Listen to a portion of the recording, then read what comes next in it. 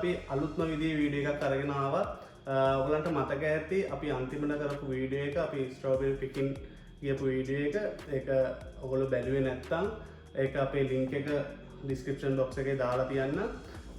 අපි එදා පික් කරපු ස්ට්‍රෝබෙරි වලින් අද අපි ගෙදර ඉඳන්ම ස්ට්‍රෝබෙරි අයිස්ක්‍රීම් එකක් හදනවා මගේ වයිෆ්. ඉතින් අපි හිතුවා අපි හදන අයිස්ක්‍රීම් එක හදන විදිහ දාන ඉන්ග්‍රීඩියන්ට්ස් ඔක්කොම මුලින්ම අකටම වීඩියෝ එකක් ඉදිරියට කරලා අප්ලෝඩ් කරන්න. ඉතින් වීඩියෝ එක කරනකම්ම ඉන්න අපිත් එක්ක මොකද කියනවා ලෑස්තිද? Yes. Let's do it. අපි දැන් බලමු ස්ට්‍රෝබෙරි අයිස්ක්‍රීම් එකට මොනවාද අවශ්‍ය වෙන ඉන්ග්‍රීඩියන්ට්ස් කියලා. මුලින්ම මම ස්ට්‍රෝබෙරි ග්‍රෑම් 200ක් අරන් තියෙනවා. එතකොට කන්ඩෙන්ස් මිල්ක් අරන් තියෙනවා ග්‍රෑම් 395ක්. විපින් ක්‍රීම් අරන් තියෙනවා මිලිලීටර් 400ක්. මේ ඉන්ග්‍රීඩියන්ට්ස් තුනෙන් තමයි මම අද ස්ට්‍රෝබෙරි අයිස්ක්‍රීම් එක හදන්නේ. එහෙනම් අපි බලමු ස්ට්‍රෝබෙරි අයිස්ක්‍රීම් එක හදන විදිය.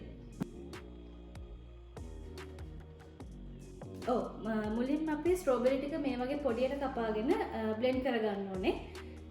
හැබැයි වතුර දාන්නේ නැතුව.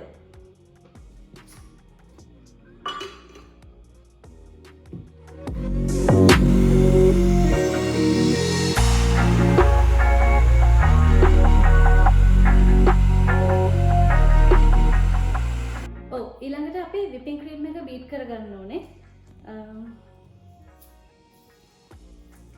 විපින් ක්‍රීම් එක අපි එළියට ගන්න ඕනේ බීට් කරන වෙලාවේ තමයි. ඒ වෙනකන් ෆ්‍රිජ් එකේ තමයි තියලා තියන්න ඕනේ.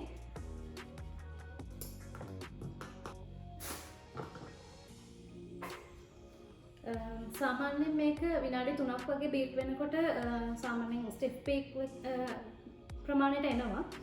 අපි දැන් බීට් කරමු.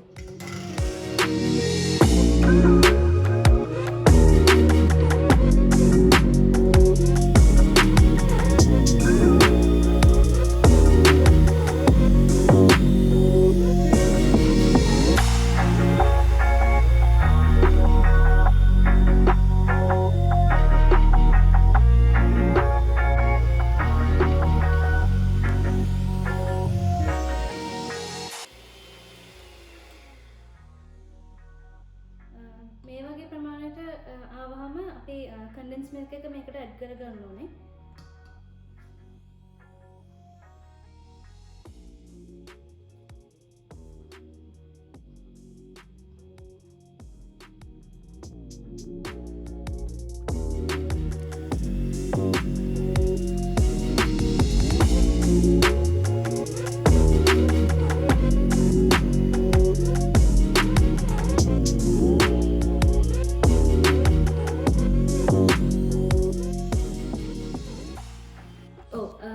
විපින් ක්‍රීම් එකට අපේ කන්ඩෙන්ස් මිල්ක් එක එකතු කරලා විනාඩි 2ක් බීට් කරගත්තා.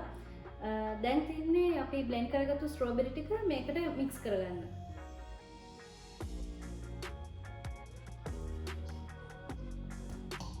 අපේ අයිස්ක්‍රීම් එක දැන් හදාගෙන ඉවරයි. දැන් තියන්නේ සීල් කරන්න පුළුවන් බොක්ස් එකකට මේ මික්ස් එක දාලා ෆ්‍රිජ් එකේ පැය 10ක් 12ක් විතර තියෙන එක.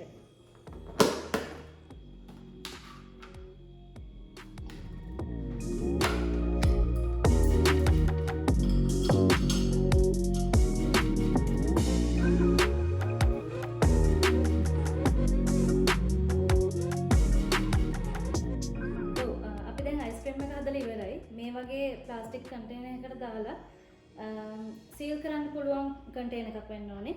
හොඳට වහලා පැය 10ක් 12ක් වගේ ෆ්‍රිජ් එකේ දාලා තියන්න ඕනේ. මේ තියන්නේ පැය 12ක් ෆ්‍රිජ් එකේ තියපු අයිස්ක්‍රීම් එක. අපි ඇරලා බලමු මේක කොහොමද කියලා. ඒක ලස්සනට සෙට් වෙලා තියෙනවා.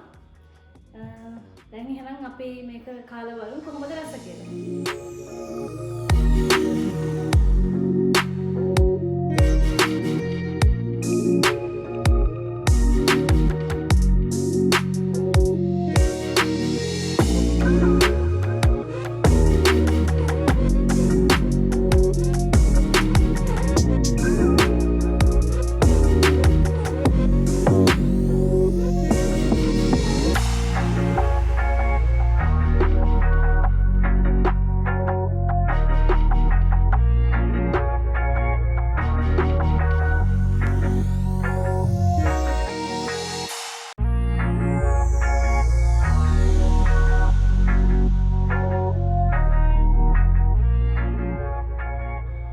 දැන් ගෙදරදිම හදාගත්ත අයිස්ක්‍රීම් එක රස බලන්න හදන්නේ.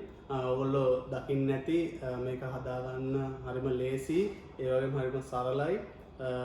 ඔයගොල්ලෝ මුලින්ම වීඩියෝ එක බැලුවා නම් ඔයගොල්ලෝ ඒක දකින්න ඇති. ඒ වගේම ස්ට්‍රෝබෙරි වෙනුවට වෙන ඕන ෆෘට් එකක් දාලා මේ අයිස්ක්‍රීම් එක මේ විදිහට හදාගන්න පුළුවන්. ඉතින් අපි හිතනවා ඔයගොල්ලොත් අපි වගේම මේ ගෙදරදී try කරලා බලයි කියලා. එහෙනම් අපි මේක රස බලමු.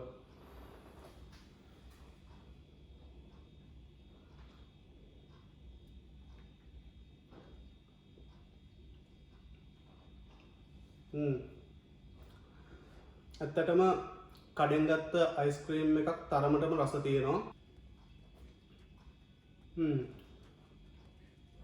ඇත්තටම රසයි, රස වගේම මේක අපිට තියෙන ආතල් එක තමයි අපිම ගිහිල්ලා ෆාම් එකෙන් කඩාගෙන ආපු ස්ට්‍රෝබෙරි වලින් අපිම ගෙදරදීම අයිස්ක්‍රීම් එකක් හදාගෙන මේ විදිහට රස බලන එක ඇත්තටම ඒක ලොකු සතුටක් අපිට.